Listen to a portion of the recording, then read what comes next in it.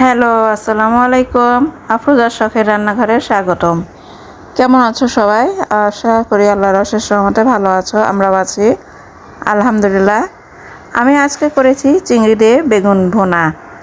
তো চলো, চিংড়ি দিয়ে বেগুন ভুনাটা আমি কীভাবে করেছি তোমরা ভিডিওটি সম্পূর্ণ দেখতে থাকো। তেল গরম হয়ে গিয়েছে, এখন আমি এই পর্যায়ে দিয়ে দিচ্ছি পেঁয়াজ কুচি।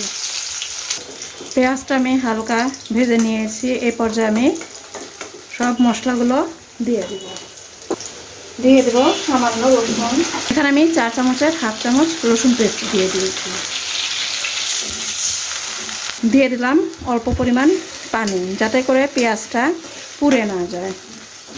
স্বাদ অনুযায়ী লবণ, হলুদের গুঁড়া, মরিচের গুঁড়া, ধনিয়ার গুঁড়া, সব মশলা দেওয়া হয়ে গিয়েছে। এখন আমি এটাকে ভালোভাবে কষিয়ে নেব। দিয়ে দিলাম সামান্য পানি। পানিটা দিয়ে এই মশলাটা আর একটু ভালোভাবে কষিয়ে নেব, যাতে করে মশলার কোনো কাঁচা গন্ধ না থাকে। মশলাটা সুন্দরভাবে কষানো হয়ে গিয়েছে। এখন আমি দিয়ে দেবো বেগুনটা আমি 4 ফালি করে এভাবে টুকরো টুকরো করে কেটে নিয়েছি। দিয়ে দিচ্ছি কেটে রাখা বেগুনগুলো দেওয়া হয়ে গিয়েছে। এখন আমি ভালোভাবে নেড়ে চেড়ে মশলাটা বেগুনের সঙ্গে মিশিয়ে নেব। তোমরা ভিডিওটি সম্পূর্ণ দেখতে থাকবে, স্কিপ করে দেখবে না প্লিজ। আমি এটাকে আবারও নেড়ে দিচ্ছি।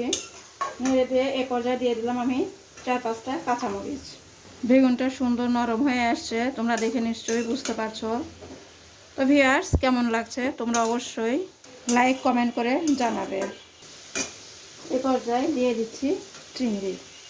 আমি কিন্তু এখানে আপাতত কোনো পানি ব্যবহার করছি না। যদি প্রয়োজন হয় তবে আমি পরে সামান্য পানি দিব। এখন আমি ঢেকে দেব কিছুক্ষণের জন্য। এখন আমি এটাকে আলগা করে দিচ্ছি। রান্নাটা কিন্তু অলমোস্ট হয়ে আসছে প্রায়। আমি আর 3-4 মিনিট নাড়াচাড়া করে এটাকে আমি নামিয়ে নেব।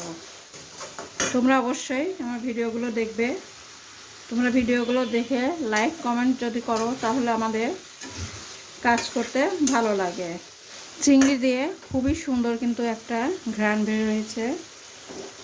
তোমরা এইভাবে অবশ্যই বাসায় চিংড়ি দিয়ে বেগুন রান্না করে দেখবে, খেতে বেশ ভালো লাগবে।